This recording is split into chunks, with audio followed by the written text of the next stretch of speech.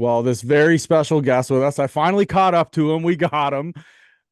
This gentleman here with us is a 2002 draft pick to the New Jersey Devils. He's a former Windsor Spitfire, played here in like kind of the tough years of the Spit, so we'll get into that.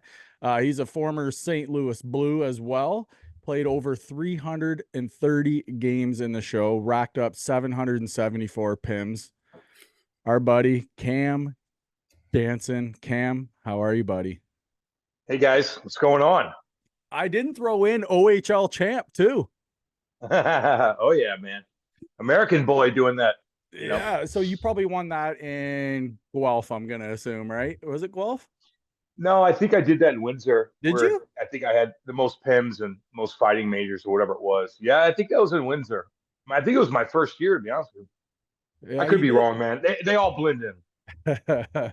So how you been, man? Good, man. I'm good. Doing the same shit you guys are doing. The podcast. I have a radio show every morning from 7 to 10. I work Mhm. with guys around the St. Louis area that are in the media and work for the Cardinals. So you get a blend of different sports and thoughts of, we don't just talk hockey. Like I got to know about politics and stuff like that. You Mhm. just got to be on the ball and be creative Right. and entertaining for 3 hours every damn day. And then the podcast with Andy Strickland's a different animal.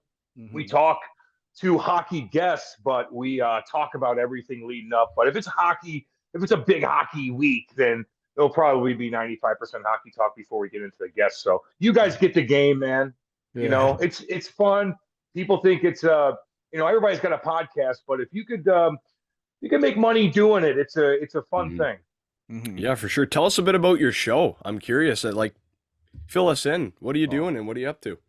Well, I host a radio show from 7 to 10 every morning. We got a studio in Kirkwood, Missouri. It's about 40 minutes from my house. I live way out here, man. If I showed you over there, you could see I'm on a golf course way out in the middle of nowhere, which is really cool. But I'm Nice. still like, I can still be able to get in to different areas. But I grew up in Eureka, Missouri, which is about 7 miles directly south of here.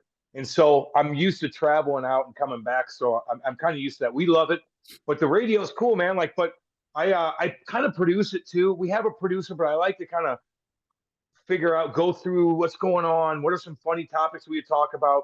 We have a text line that calls in and texts in. oh, So, wow. they chirp us and we go back and forth and stuff like that. It's great. It's great. Nice. It's fun. I like to do it. I get there early. I do my push-ups, have my coffee, watch the news, and I jot down all my shit. And then we just entertain for 3 hours. Mhm. Right So on. are you allowed to swear on that one, or do you or No, okay, so I how do could you do say it? How do bitch. you just shut it off? Oh, I can, dude. I got to do that. Like if I'm working for the Blues or I'm doing TV work, I do TV stuff like no, you just shut it off. You Mhm. completely shut it off. Now, if I'm with Andy and he does radio with me, not with me, but on the same station. He has his own radio show every Friday. Mhm. If I do radio with him, I'll slip up because I'm so used to going back and forth with him on a podcast where Mhm. I'm like, whatever. I don't give a damn. That's our little baby. We don't care. We're not catering to children. We're not catering to anything. We want to be different. So maybe I'll slip up here and there. But no, dude, it's a switch. It's a Mhm. switch. Exactly. Well, that's good. At least you get to be yourself and some respect on those. A bit more Yeah, free spoken, a bit more colorful, you could say. it's the same. It's the same thing. Yeah, If you heard me on exactly. the radio, you'd be like, "It's just the same thing." I just maybe throw a little bit more f bombs on the radio or on the podcast Yeah, Fair which enough. I love. So I So want to because Andy ask pisses me off. I want to ask about the process of being drafted. So you come from playing for your local hometown team in the NAHL, St. Louis Sting, right? You rack up 244 penalty minutes in 45 games. Ridiculous. Like insane. Over almost 5 times the amount of PIMs per game played.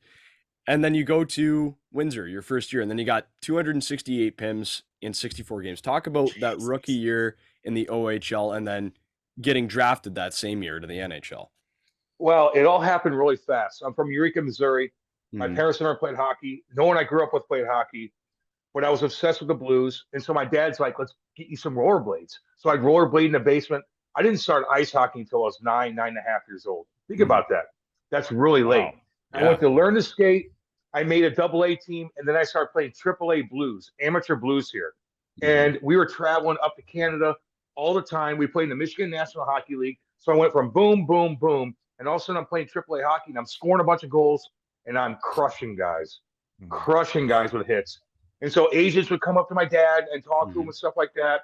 Other teams would scout me. I would go play for other teams in Canada throughout the summer. So it just happened really fast. I was a really good athlete. Like if we go to a bar and everybody raced, I'd probably beat everybody, kind of thing. Just like an athletic. Yeah. But I loved hockey, so I got into it. So I went from boom, boom, boom. So I played AAA, and then I had a financial advisor at the time, or whatever it was, family advisor, I should say, Mhm. which is really an agent, but when you're too young.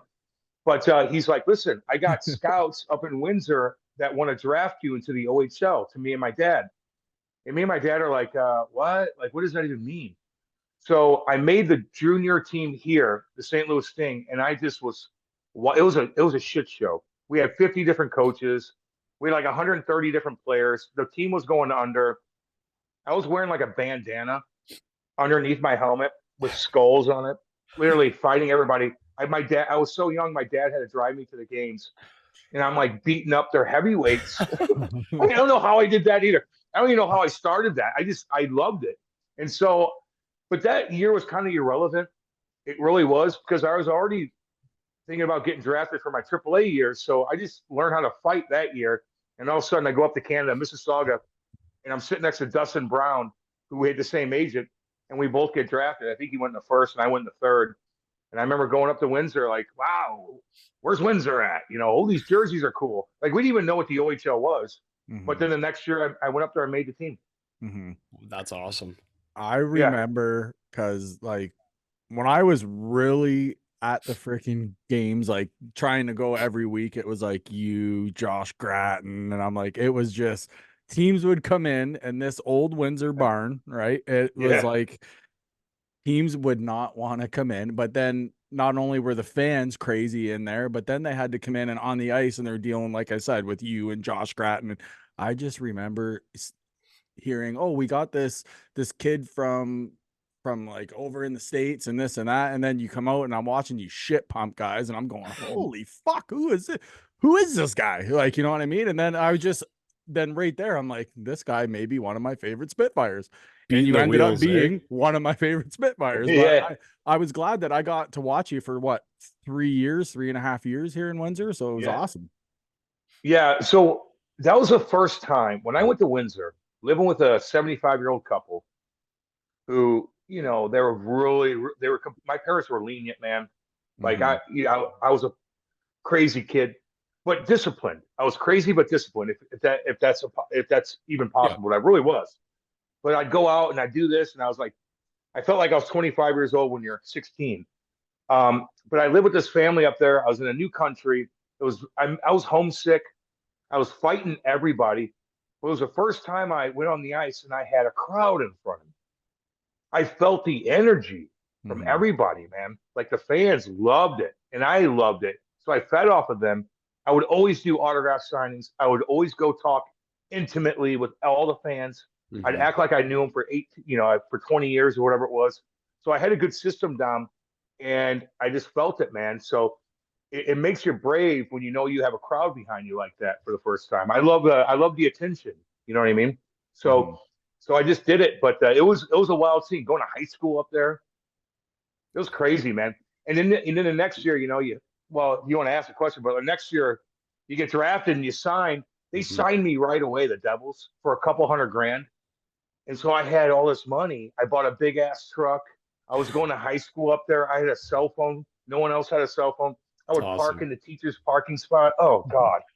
Yeah. But I was respectful, but I was wild. You know what I mean? I didn't Mhm. piss. I was nice to everybody, but I was cruising around doing my thing. It was awesome. Which high school were you at? Yeah, I'm curious. I went to Riverside, Oh, okay. and Okay. then I went to St. Anne's Mhm. because I wanted to meet more girls, kind of Yeah. thing. Me and a couple other guys did it. Yeah, There was lots there.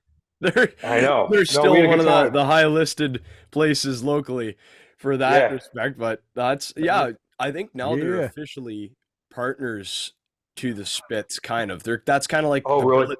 Yeah, that's where the billet kids go. Like I know Taylor Hall went Yeah. there, and even though he's from around here, Aaron Ekblad, like some of the guys further on. But do you remember much of that championship year? I like. There's got to be some great stories that go with that. In Guelph, in Guelph, well, yeah, there is. So like the Windsor thing, I became real popular in that town, and then we weren't good. We had Spezza, we had Otter, we had Gleason, we had guys, and all of a sudden my third year, which it wasn't my overage year, I didn't play my overage year. It's my 19-year-old year, 18, 19, and the team was bad, and they knew there was teams out there that needed toughness to go on a playoff run. But the fans, and I never thought I was going to get traded. So I remember my buddies were in town, and they watched me play, and we're partying all night. Oh, God, partying all night. And listen, man, I was already signed. I was drafted. I knew I was gone. I love Mike Kelly, but I was kind of doing what I wanted. I never was late for anything. I was boxing at 5 o'clock in the morning before school in like Hardcoreville with a bunch of hardcore cats, dude. I was doing everything I needed to do, but I was going out and I was doing what I wanted. And then I moved billets, and my billets were lenient. So anyway, my buddies are in town. We party all night, and I come back to my billet house with my buddies for dinner, and everybody, my whole team's there. And I walk in, I'm like, what the hell did we do last night? I'm thinking, dude, I'm like, what is this? Like, well, are they mad at me? Am I booted off the team? Like, I don't know. I'm like still like kind of messed up from the night before. I'm like, what's going on here? I walk in, my billets are crying. And my buddies are there. We're like, what is going on? He's like, Cam, I need to talk to you. All my teammates are there. They take me into a different room. And they sit me down like, we traded you to Guelph. And I'm like, oh, thank God. And they're like, oh, God. And I'm like, no. I'm like, I'm not in trouble. And so that was so we all partied that night. Then the next day I had to go to Guelph.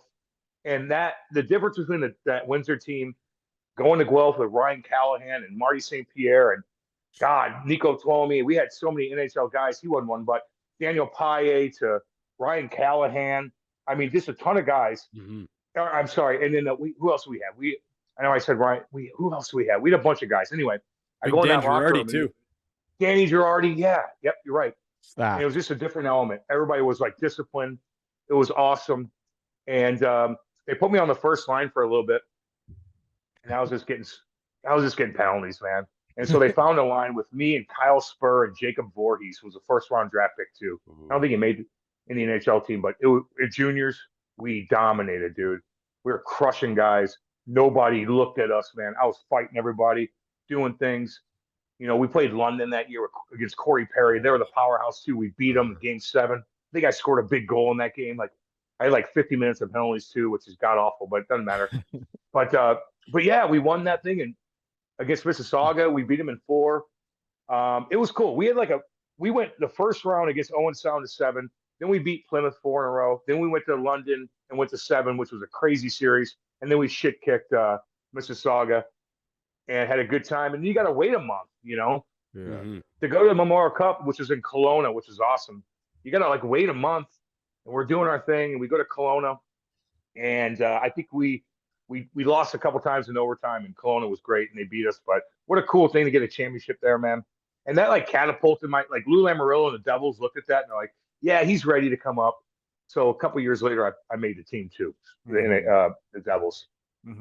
Did you ever have to play any road games in Windsor when you were with Guelph during the regular season at all? No, I always ask guys, what's it like coming in as a visitor?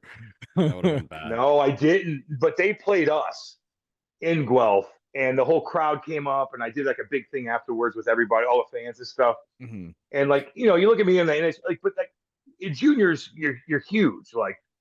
You're the big thing in town, man. Especially in this area every day.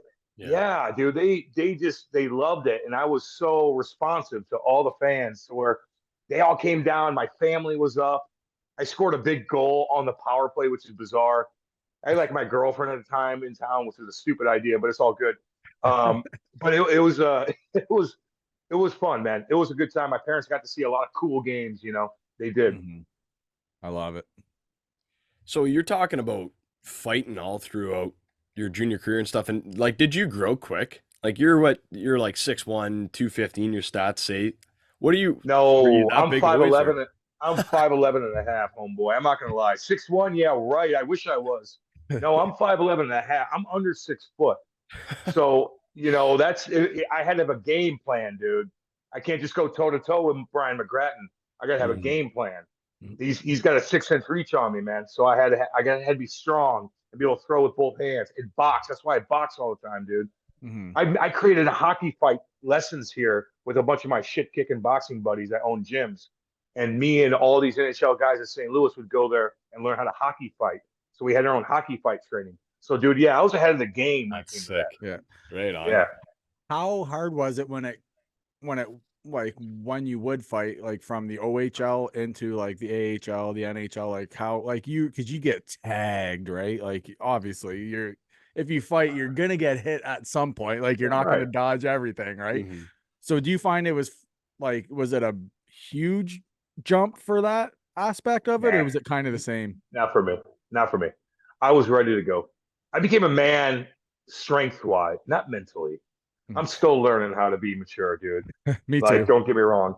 But strength-wise, I was fighting grown men when I was young, dude. That's insane. Like I would pick fight, dude. I was crazy. But not like a weirdo kid. Like I am I was good. I did crazy shit. I partied hard, but I wanted to not fight because I was mad at my life. No, I was the happiest kid in the world. I just wanted to prove that I was a shit kicker, man. I don't know what it is. Maybe I'm psycho. I don't care. But like, I want to prove like I would fight grown men when I was young, dude, in my young teens and get my ass kicked and then learn from it. So when I was 19, 20 and that lockout year in 04, I didn't care. I'm fighting 35-year-old men. Didn't care. I was ready at that time for sure. But not a lot of guys are. But that's why I probably would have played in the show in the 04 lockout year if there was Lou probably would have called me up if they had room. So I was ready, dude, at a young age. How old were you when you like first kind of realized like, fuck, I'm good at this? Dude, I knew I was, and it sounds cocky because I wasn't like, my stats didn't blow up everywhere. Like you're not a first round pick, but I was so confident in my athletic ability and how much I love the game, and I was obsessed with it.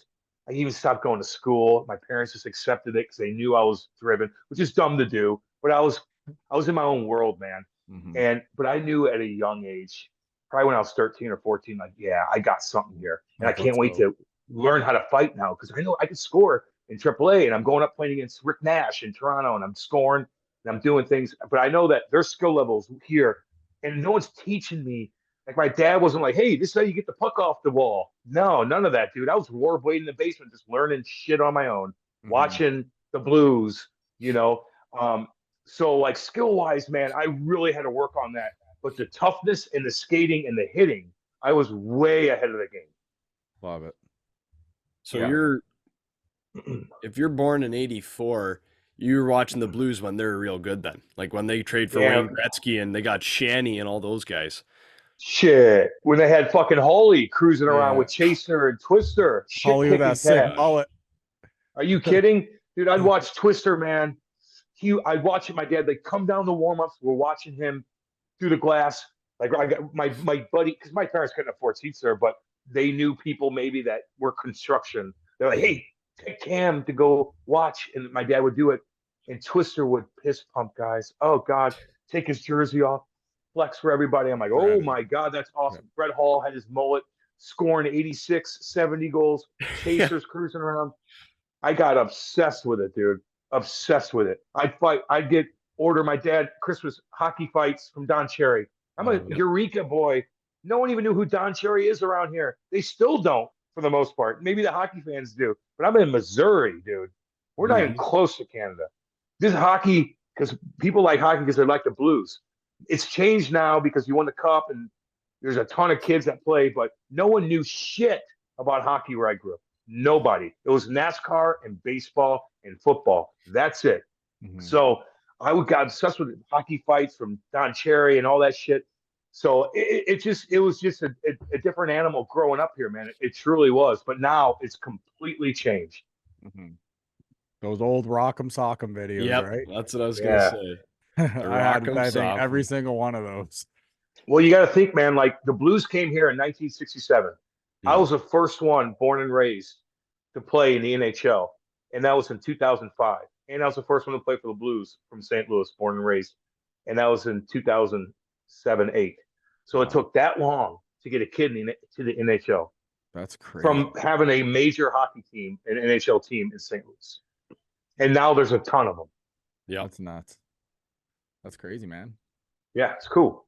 So you were drafted by one of the most prolific GMs in the league. Obviously, he has his rules, and I want to hear a bit what it's like having a GM such as Lou Lamoriello, who's so set in his ways. Like, obviously, first thing you do there, you got to get that clean shave and just talk Yeah, about that.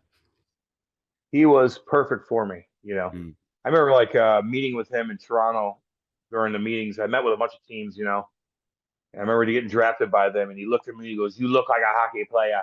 And I'm like, "Hell yeah!" And I remember shaving. It just makes you disciplined. I was so worried about how he evaluated me every day. I would get there before everybody else every single day. I don't Mm. give a shit if I partied the night before all night long and I had to change out of my suit that I had on the night before. I would get there just so because I knew he would walk in first. Then I started stick handling pucks and I would stretch and I'd go do little workouts and just show him, man, like no matter what, I'm coming in. You get weighed in every day. I was disciplined as hell. And I'm wild. And coming from juniors, kind of doing what you want, blah, blah, blah, blah. I had money compared to the guys. Now you're coming, I'm looking at Marty Brodeur. I'm Mhm. looking at Scott Stevens in the locker room in '02 when I walked in. Kenny Dan, and I'm like, oh, okay. Lou walks in. I'm like, okay, what's going on? So it just made me disciplined. It Mm. truly, truly did, and I needed that at the time. But he had his quirks, man. It felt like every time I do something goofy, he'd be right there, and I'm like, But I think he liked me a lot. Like he Mhm. knew the guys.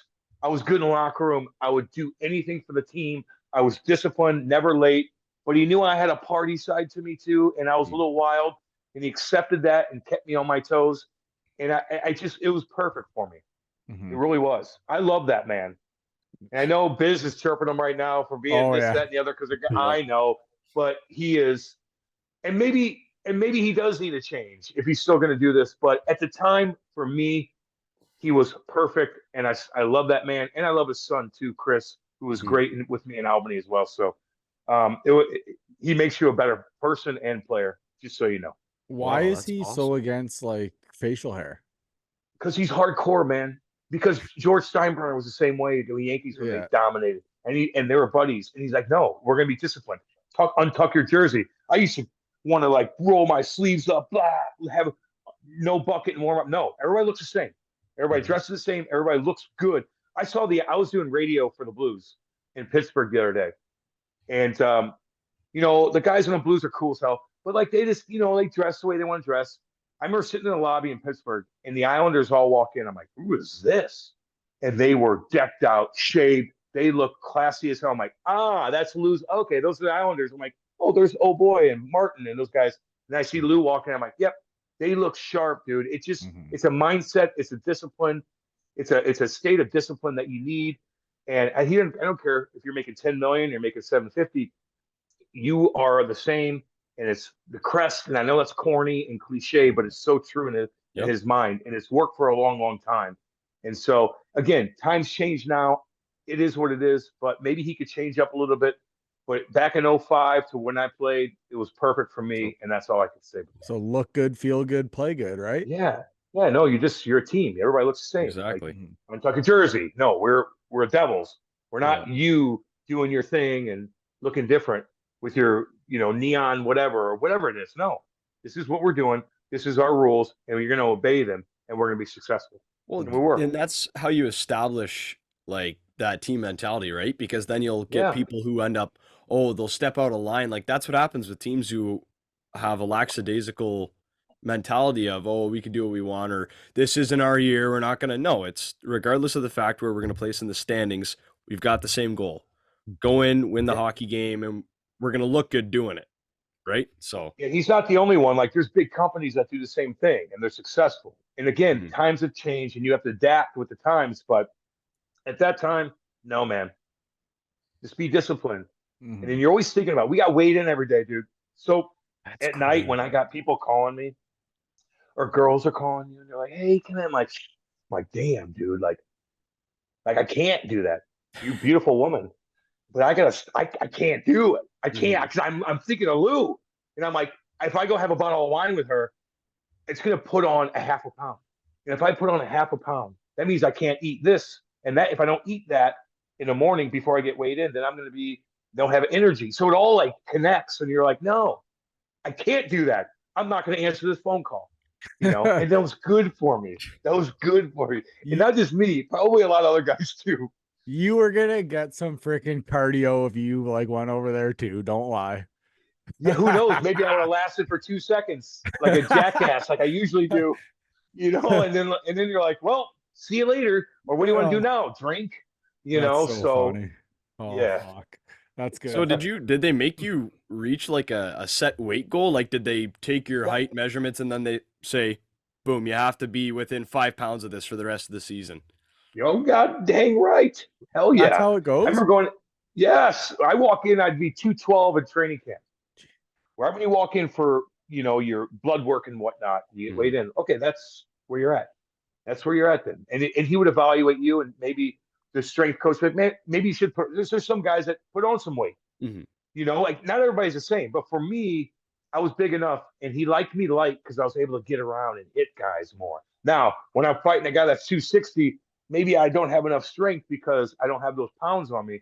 But boy, oh boy, I was cruising, and you rather be fast than be able. I was strong enough to hold off the guys and be lighter. If that Mhm. makes sense, and he knew that, so he was hard on me with the weight. But I was always pretty good, man. I didn't go overweight much Mhm. because of being disciplined. Right. You still stick in a workout routine? I mean, not even close. Like I could lose a lot of weight now, dude. Like I drink a lot of beer. I talk for a living now. I skate with the alumni here, the Blues alumni and stuff like that. But I kind of lost that, and I have dreams about it. I Mhm. have dreams about going into a locker room during training camp, thinking I'm trying to make the team, and I take off all my stuff, and I'm weighed in, and I'm fat, and I look the way I am. I'm pale, I'm gross. I was caught up then. Like I wanted to take off my stuff, like blah, like look. Now I'm like, oh God, please don't look at me. So like I have dreams about that, and it's a. I look at it like, and I read up on that. It's like something's telling you, get back in shape Mhm. because like imagine you did have to go into a locker room and take your shirt off and get weighed in right now. Lou would look at you and you'd be embarrassed and you'd be booted off the team and you'd go back home to Eureka. So Mhm. I have weird night. I guess they're nightmares, but they're more of a disciplinary dream, which sometimes you need. One of the things I love asking guys is what was it like for you leading up to your first game in the show? Like, was there nerves? Did you kind of know what you were going in to do? Like, who was it against? Like, just Oh, stuff like dude. that. Well, I was in a weird jam. Somebody stole. I told the story on Spitting Chicklets, and Lou actually doesn't like me telling it, so I'll kind of like breeze through it because it blew up my first time on Chicklets. But somebody stole my. I was in the minors, so I in '05 they had Christoph Olewa and Darren Langdon, Mhm. and Lou knew I was ready, but they needed some security, so they signed those guys, and so I didn't make the team in '05 as a 21 year old. I think I was. So he sent me down for a month, and they start trade away those guys to be able to call me back up, and maybe another guy, maybe whoever it was at the time. And so I remember somebody stole my phone. They switched one of my buddies on the team's number out with Lou's. I called Lou like late at night, and I kind of embarrassed myself, and like he doesn't like to get fucked with that at all. So it Oh kind of blew man. up a little bit. I had to talk to him at a meeting. My parents, so I'm like losing my mind. So I'm like, never want to piss anybody off. I just want to just do my thing, and I just don't want to have any drama. I don't want any of that shit. And that was a little bit of drama. And it was from one of the guys on the team that kind of fucked me over. So a couple days later, my parents fly up to Albany, which is our minor league team, to watch me Mhm. play. And my dad's all pumped up, and I'm so nervous because I think that Lou's maybe sent me down to the coast. Like I don't know what's going on. So my parents come up, and I have a great game, dude, against Springfield or whoever it was. My mom and dad are in the stands, and I'm like, yeah, baby. I had a good game, but I'm still nervous that Lou's pissed at me. So I'm in the hotel with my mom and dad, having a couple beers, eating some pizza. And I'm watching the Devils and the Rangers. They played a Friday night and they played a Saturday night against each other, home and home. And I remember watching it, and Ryan Holwig is running around crushing guys. And my dad, and we're just chilling, having a beer. I had a good game that night. Feel pretty good, but I'm still nervous. My dad looks at me and goes, "You're going to get called up." I go, "What?" I'm like, "You don't even know." He goes, "You're going to get called up." And I swear to God, 15 seconds later, I get a phone call. And it's Robbie Fatorik, our head coach of the Miners. And I answer it. He's like, "Hammer." He's so cool, but he chirped me a lot because I was young, but then I was kind of loud, you know. He goes, "What the fuck are you doing?" I go, "What's up, Robbie? What's going on, man?" He's like, "You're not playing tomorrow night." We played like, who knows, Syracuse, who knows who it was. Yeah. I go, "Oh God, Robbie, my parents are in town." He goes, "I don't care. You're not playing tomorrow." I go, "Oh no." He goes, "You know why?" I go, "Why?" He goes, "Because you're playing against the Rangers. They're playing in Madison Square Gardens. You got called up. Get your shit packed and go down there and do exactly what I told you to do." I go, "Oh, I love you, Robbie." Boom. And then my dad's like, "I told you." He has no idea, but it just was some intuition. That's crazy. So I was there when I got called up. My parents drove me down to MSG, getting down to the hotel where the guys were staying at. I walk in to the hotel. They're all eating. I got sweatpants on. I look like a jackass. I'm so nervous. I'm like the youngest kid on the team by like 5 years, I feel like.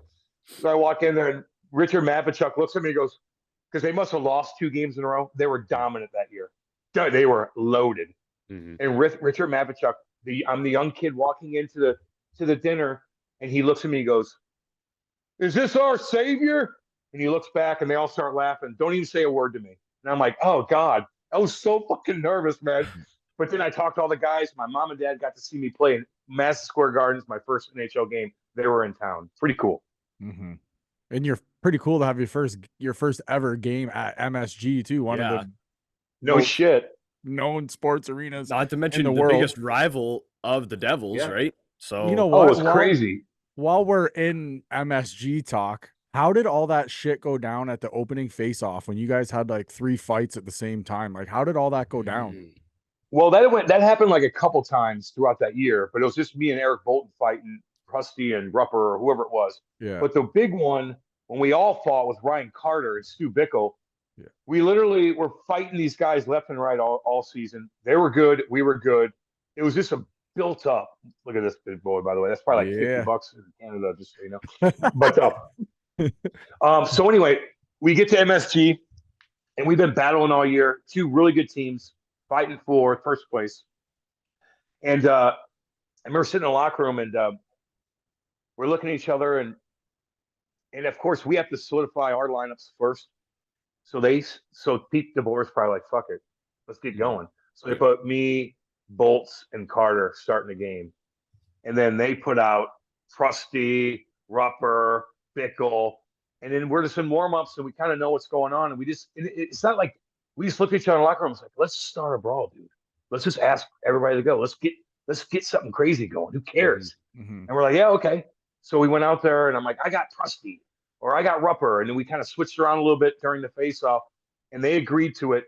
And so it was just one of those things where we looked at each other in the locker room like, yeah, let's do it. Those guys in the other locker room were like, okay, something's going to go down here. Yeah. And once we saw each other in warm-ups, we're like, let's do it. You want to do it? You want to do it?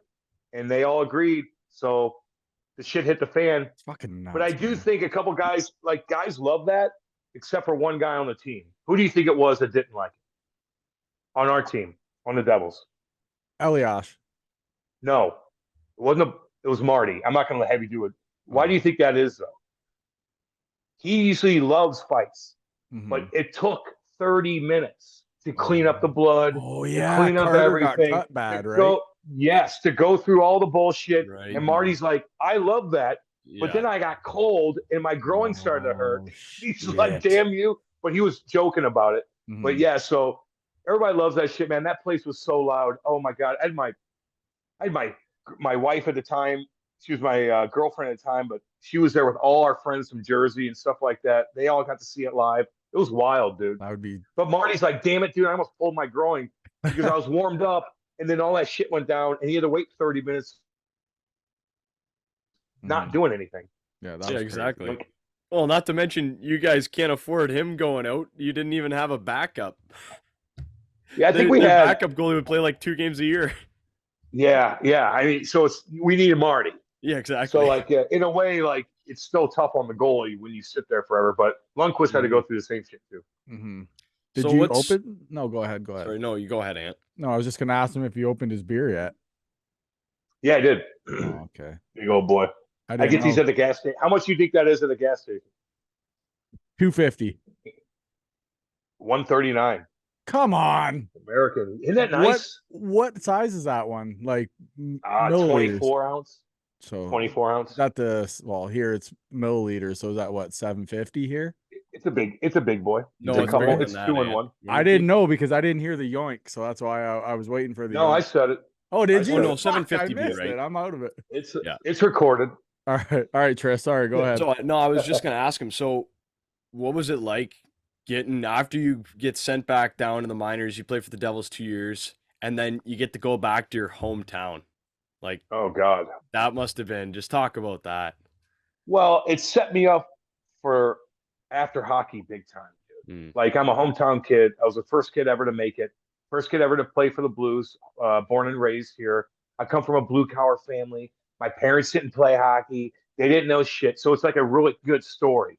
And they were struggling at the time. And then all of a sudden they had all these first round draft picks. They brought a hometown kid back. So Mm-hmm. now you got storylines out the ass here. A lot of buzz in St. Louis. Dude, we became me, Osh, Perron, Berglund, EJ. We became so popular in this town so fast. And like all my buddies from high school and shit, like I bought the house next to my parents. Everybody knew where I lived. It was just it was complete chaos. But you have to go perform too, So I Mm-hmm. went out there and just fucking try to put on a show every night. I bring in 30 people in. They'd be partying in the wives' lounge. It was crazy. It really was crazy. It was so fun. You meet so many people. I didn't even know what I was like. They had me doing so much shit. And then I lived two separate lives, man. I had my hockey team life. The Blues are telling me to do stuff. I'm going on autograph signings and doing this and speaking engagements, this fun stuff. Then I have my family and friends that I grew up with, and they're asking me to do all this stuff. Boom, boom, boom. So it was pretty wild, man. It was really wild. But now, like when you retire, like so many people, everybody knows your name. Mm-hmm. So that's why you have a radio show.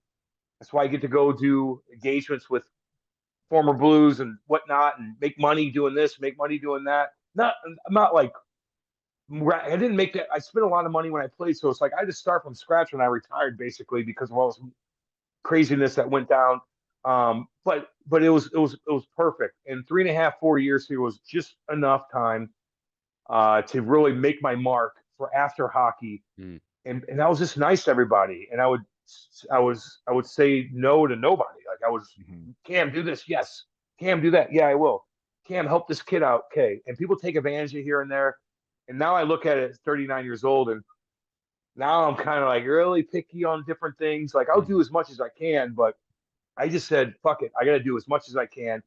I'm gonna say yes to everybody, and I'm glad I was that way, and it just helps you out now so much. Now I'm a princess, but back then I would just do whatever.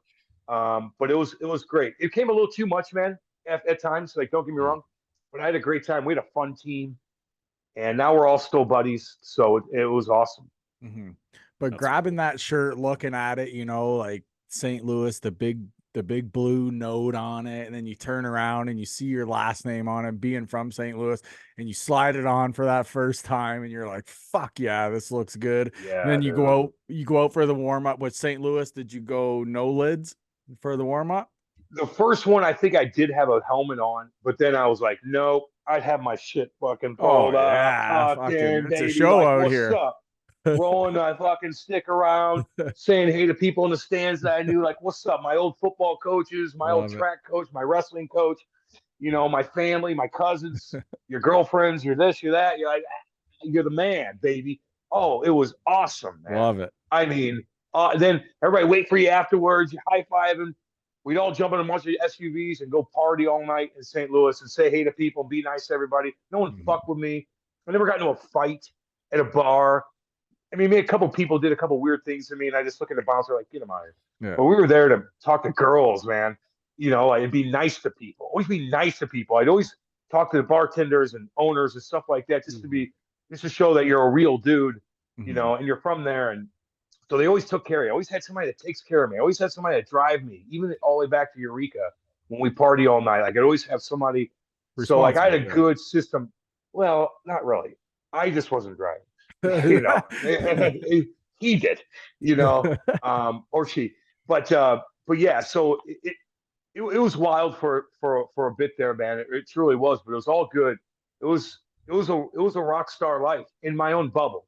Mhm. You're not Leonardo DiCaprio. You're not Sidney Crosby. You're not this. But my own little bubble in St. Louis. Oh yeah, dude, we rocked it out, and all my buddies from high school partied with me and got to experience it too. Fuck That's sweet, eh?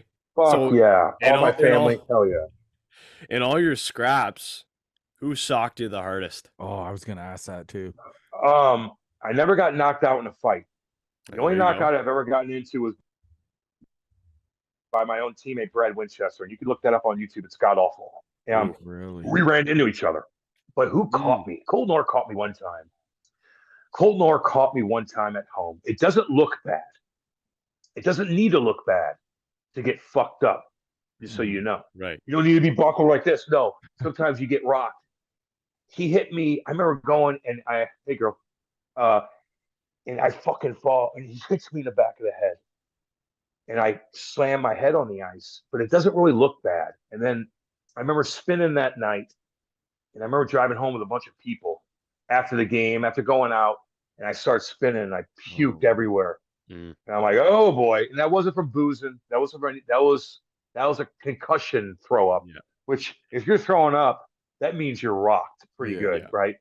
But I didn't tell anybody about it, and did our thing all night. And the next day, you forget about it, and it went away. But that one got me good. But I'm pretty blessed to not get caught. I was smart with it, dude. Like I had a game plan. Like I wouldn't want to take punches here. So if you take your hands and you go like this, don't get rocked in this area. Yeah. So I'd always bam hit they roll off my head, just like Ty Domi. Like they roll off my head. They do this. I'd switch on you.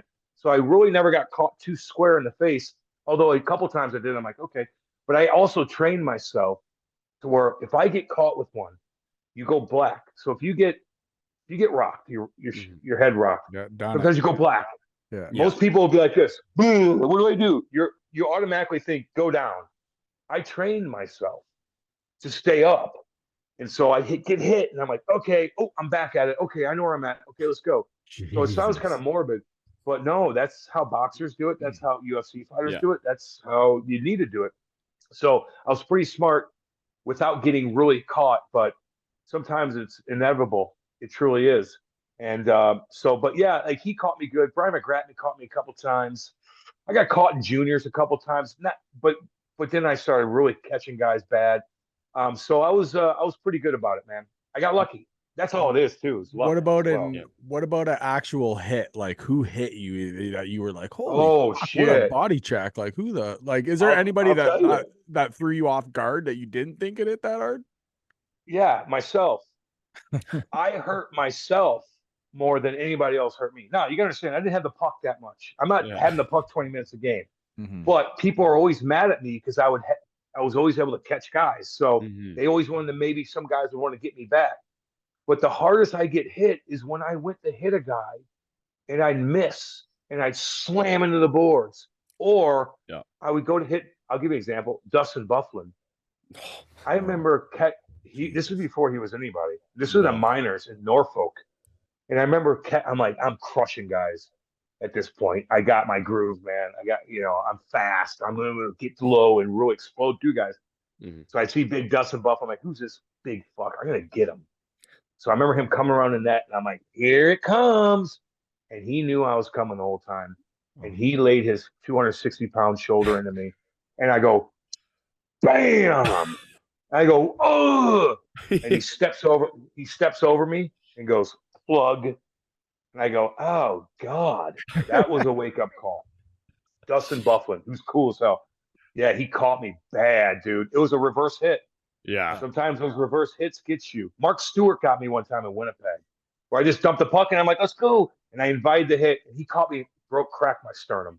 Oh my. Bam, cracked my sternum. Like, ay, ay, ay. I was stuck in Winnipeg hospital for like 5 hours. They didn't even look at me in Winnipeg hospital for like 3 hours. I just got done playing a professional hockey game. They didn't even come check on me for 3 hours when I was in Winnipeg hospital. That's crazy, man. I know.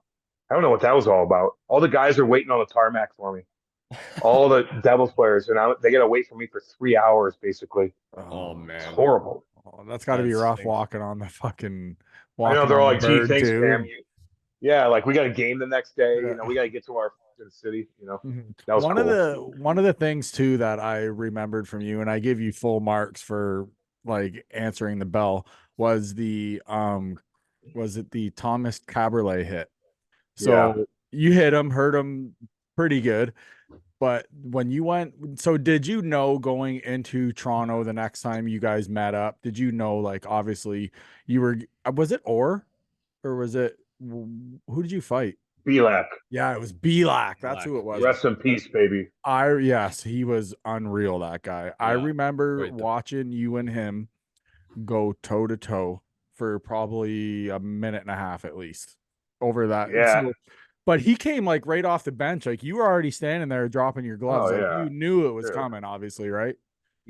Of course. Are you kidding? Yeah. I had death threats, dude. Really? They were threatening to kill my family, burn my house down. I didn't give a fuck. Like, come at me in Eureka. Are you kidding? My mom and dad laughed at it. But I did hurt Caberlet, man. And it was a late hit. Like, I fucked up. I got 3 games. I messed up. Belak wasn't in the lineup that night. Claude Julien didn't even play me the rest of the game. It wasn't like that malicious. I was like cruising. They went D to D. I'm like, here we go. And I was like, I'm committed. Boom. And he hit weird, awkwardly. And he was like, he like spun, right? It was weird. Yeah, hit his head like a hill cut. It was horrible. But I'm like, damn, I messed that up. Okay, like 100%. I got to pay the piper. So 2 weeks later, we play in Toronto. They hated me so bad, dude. Imagine that. Like, you know how the Toronto fans are. Right. They like me now because I go on like TSN all the time with them and stuff like that. So the fans like a little bit, they've gotten past that part. Mm-hmm. But at the time, it was really bad. And the funny thing is, everybody knew all the attention was on me that night in a bad way. Not because I'm scoring goals, and you better watch out for him because he's got 10 goals in the last 4 games. No. I'm a 4th-line kid, and a young kid, and I just rocked your best player and knocked him out for the playoffs for your playoff hope. Like, that's horrible. But it is what it is. So that leading up to it was god-awful, dude. But I didn't care because I liked the attention. And I'm like, I'm just going to have to pay the piper. I don't like death threats. Like, don't get me wrong. Yeah, that's fucked But up. I wasn't, like, complaining and give a fuck. Like, you can come do something to do it. But because people now are like, oh, God, people are mean to me online. Well, yeah, you just fucking ran their goalie over, man. You know, you just got to, like, suck some of that shit up. Like, whatever. We've all gone through it. Some of it's different with the racist shit. Like, I get that. But in the end, it's just some dipshit kid in the basement with Cheetos in his fucking belly button anyway. Who cares what he says? Who cares? Exactly. Yeah. But they want to act like, because sometimes guys want to act like they're the victim too. Well, no, you're not. You just ran their goalie over, and you're fucked now, and you're going to lose their organization probably millions of dollars. So people are going to you're going to have death threats. It is what it is. But, like that one, Cheetos in his belly button. That's what got no me. Shit. That's exactly what happens, though. So that's who you got to think is saying that to you. Yeah. Anyway, I went out there, man, and the guys knew there's a lot of tension. They let me go skate out in warm-ups by myself to get the booze out of the way. So the guys were like, go ahead, Cam, just go out there by yourself. And I did. I skated out in warm-ups by myself. Like a rookie lap? Yes. Come on. Yeah. I think that was Marty's idea. Yeah, I didn't care. Did not care. I loved it. I loved the attention. But I needed to go fight 6'5" Wade Belak for 2.5 minutes, and that's exactly what I did. And he's a truck. That's what you do. Oh, he's a huge he's tough, man. He was so tough. I was sitting at a bar when that went down. I was literally sitting at the bar, couldn't believe like how I'm like, these guys are still fighting. It felt like 5 minutes. The announcers are great too. Both of them. Yeah. Who's the Leaf guy? He was awesome. And then we get in the penalty box and they dump in the water. I'm like, I take all my shit off. Yeah, and he's like, I know somebody that's standing on his couch right now. Yeah. Wasn't that? It wasn't Joe Bowen, was it? Who is that guy? He was fantastic. I think dude. that was Joe Bowen that was on the call that game. Give him a Might have shout been. out because he's I good. love Dude. Joe. That was a good I call. asked Joe to come on this. We're like Red Wings guys, Yeah. but Yeah. I reached out to Joe to come on the show because he's one of my favorite announcers in the NHL, and he's Really good. and he's a Leafs guy, and he's one of my favorites. I love him. He's really good. He'd be a good I interview. evaluate all that stuff. Mm-hmm. I like good announcers, man. Me too. Like, Yeah, big time. because it makes the fight that much better. Mm-hmm. Mm-hmm. If the announcers are into it, it makes the fight and the energy and everything more intense. It was he was That's holy what the fans Mackinaws, want. everything. Oh, it's awesome. What a scrap. Yeah, that was How did Yeah. how did it work out, Cam, that you ended up going back to Jersey? I called Lou and I said, "Hey, man, you got a spot?" He's like, "Yep." He's like, or maybe he called. I think the Reaver basically Ryan Reeves took my job in St. Louis, and rightfully so. He came up when I got hurt with my concussion, and he started dominating, scoring goals and stuff. I'm like, oh boy. And I had a good run in St. Louis. It's all good. So then my agent calls Lou, and Lou's like, "Yep, we could use you." They had an awesome team at the time. We went to the Stanley Cup Finals against the Kings in 2012, and so just called Lou, and Lou goes, "Absolutely." And so I made that team, and I was on a 2-way contract too, and I made the team. And I stayed up all year, which is great. And then Eric Bolton and I were the two tough guys. They kept two of them, and so it was cool. He was my best buddy on the team too. Eric Bolton, the nicest, funniest son of a bitch you'll ever meet in your life. He is hilarious. And his kid Sawyer is killing guys for London right now. I just know. so you I know. see. He's getting suspended all the time. Yeah. Yeah. I Dude, saw both- that. Okay, that's his kid. Shit Yeah, kicker. Sawyer Gotcha. and Ryder. Bolton. They're so tough, dude. Eric Bolton's so tough, but he's the nicest, funniest goofball you'll ever meet in your life, and I love that. The crazy. He's we from out connected east, right? big time. I think he's from out east, like Yeah, Halifax Newfoundland, or something maybe. like that. Yeah, Halifax, something like Nova Scotia. Yeah. The craziest part Yeah. is like we've had lots of guys on the show that have been in the freaking NHL and have played pro overseas and this and that. And I always find that the guys that fight a lot are the nicest guys. It's true. There's a lot of good ones, man. A lot of good, because the assholes get weeded out. You know? Mm-hmm. Yeah, If well, you're an and asshole, I don't care if you get weeded out. it's being down to earth too, right? Like a lot of you guys are humble roots, hardworking, as opposed to, oh, silver spoon your whole life. Oh, AAA this, triple, all kinds of points, and then they let it get to their head, Prep right? school. Yeah. Yeah, well, that's hockey now. Mhm. Hockey's it's a wealthy sport now. A lot of wealthy kids with wealthy parents are playing now. Yeah. And there's still a mixture of kids from like Saskatoon and fucking Porcupine Plains, Saskatchewan, Alberta, whatever, right? But there's a lot of fancy kids out east that mom and dad have a lot of money and stuff like that. But that's just the way it is, man. It's expensive to play hockey, dude. It's expensive to play hockey, baseball, all that stuff. But hockey especially, it truly is. Yeah. Did you ever get to go around with Mac there when you came over to play against the Red Wings there, D-Mac? Because he's a good friend of our show. Yeah. So that's why I was wondering, do you ever get a chance to go with him? D-Mac, who are you talking about? Oh, McCarty? Yeah.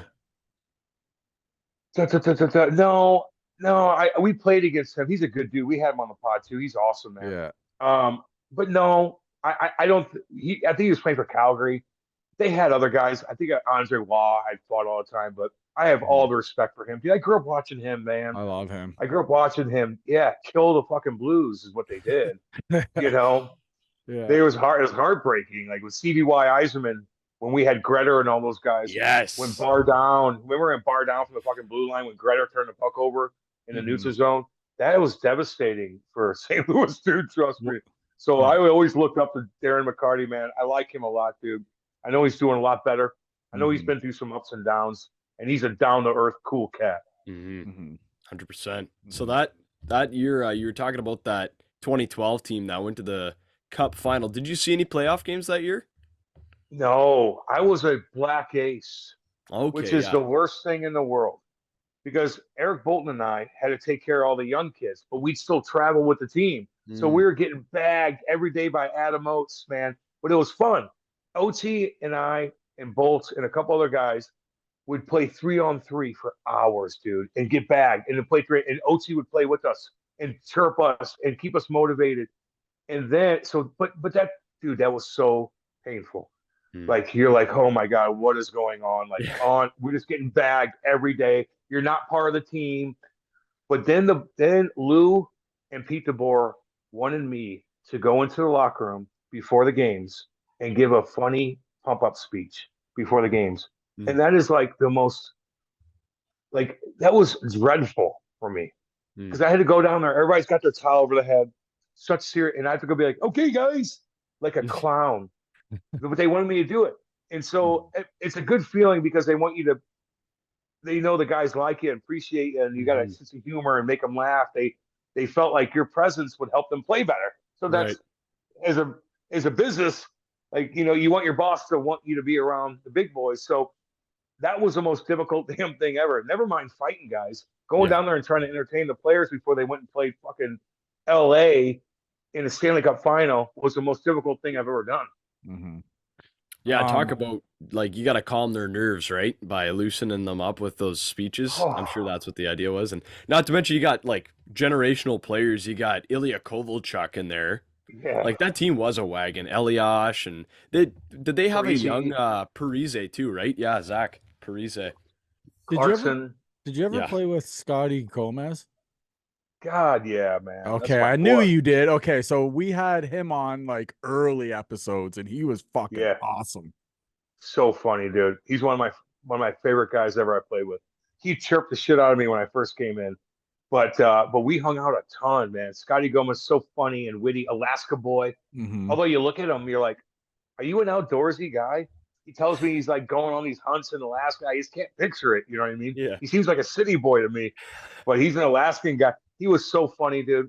I loved him. He was such a good teammate. Made a ton of money. Yeah, He's chilling now. he He was had a awesome. podcast going on. I don't know if it's still going or not, but he could do what he wants. He doesn't need to do it. You know what I Mm-hmm. mean? He Yeah. he he did pretty well for himself. Mm-hmm. Awesome guy. All right, Tris, we'll fire one more each at him here because I know he's got to go. And he's Yeah, last good thing, buddy. Sure. last thing I'm gonna ask you, Cam, how was it when you once you know like okay, hockey's kind of winding down for me. How was it like transitioning out of hockey to like just kind of real life type deal, shall I say? It's a good question, dude, because I'm not educated and I'm a little wild at the time and I had no experience with TV and stuff like that. So I'm going to go play a year in England with my wife. Me and my wife going to England. It was so lovely. They were so great to us. I love history. I love English history.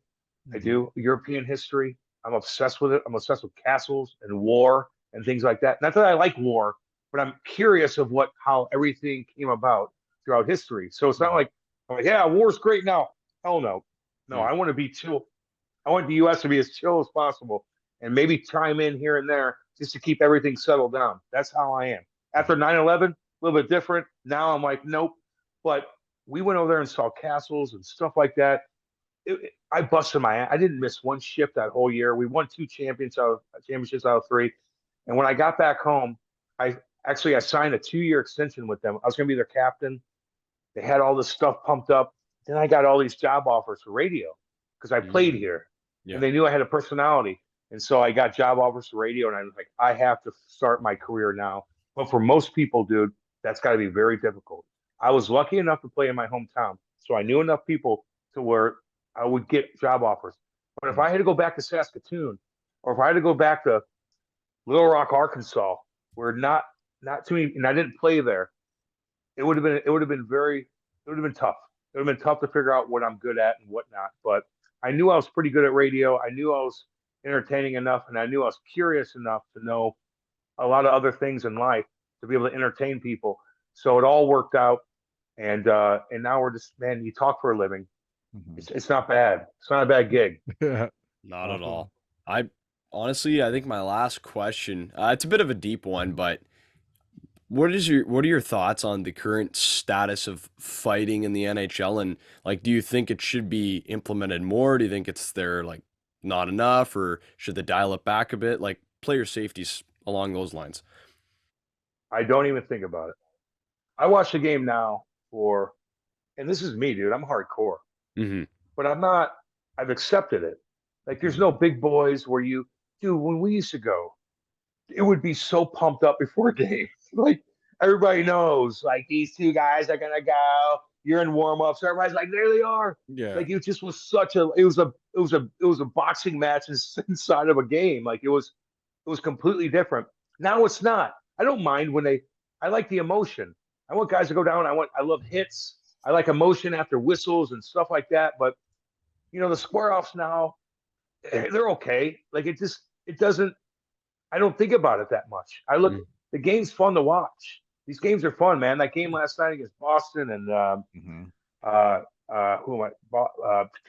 Oilers. It was an awesome game, toe to toe. The Stadium Series were fun. I don't care about it that much, man. I've accepted that. Like, I know a lot of guys haven't, but I'm like, they don't fight. There's no fights. The game's still fun. They're going 100 miles an hour. The hits are still there. If you take hitting out, now we got a problem. Yeah. Yeah. For sure. For sure. No, yeah. Cam, this You know is fucking this has been unreal. I just want to say thank you for your time. Best of luck with everything. The radio show, the pod. I listen to the pod all the time. I love it. Oh yeah. Let's work on. Would you be down if I can kind of maybe work something out with Windsor? Would you be down to come in for a night? Yeah. I mean, it's not right. I mean, yeah. I'd love to go say hey to the fans, dude. Like, don't get me wrong. 100%. Love to go say hey to the fans. And they treated me great there, man. I think they deserve me coming up there. Hopefully they still remember me. I think they would. I'm sure they do. Trust me. I'm sure they do. I love it. But if that happens, Cam, and you're here after or whatever, we're gonna hit the Crown Royal room. Well, yeah, dude. Yeah, dude. Tristan's gonna drive me home that night. Yeah, exactly. Yeah, and me. Yeah. Exactly. Yeah, you just let me know, dude. But tell everybody I said hey out there, man. Tell them I miss all of them. They were so damn good to me, dude. I'll never forget that. And my whole family will never forget it either. Because that was a commitment for them as well, just so you know. For sure. It's awesome. Well, thank you so much, Cam. Anytime, homies. Keep swinging. Good luck with the podcast and the radio show and everything else. And it'll go smooth. You too, guys. Yep. You keep doing your thing, man. You guys are great, man. Trust me. Thank you. Much appreciated. You dudes. Thank you. Be cool, man. Right on. I've lost my fight with time. My numbers up and up the line. I gaze at the darkness, so empty. Just looking for the light. Shelter, help, but no one's there. Need a guiding hand, someone who cares. All alone in the darkness, I've realized for the first time I am scared. If I could do it all again, if I had one more chance, my friend, I would rewrite all my wrongs. I would find where I belong. I got lost along the way. I had so much more to say. If I could do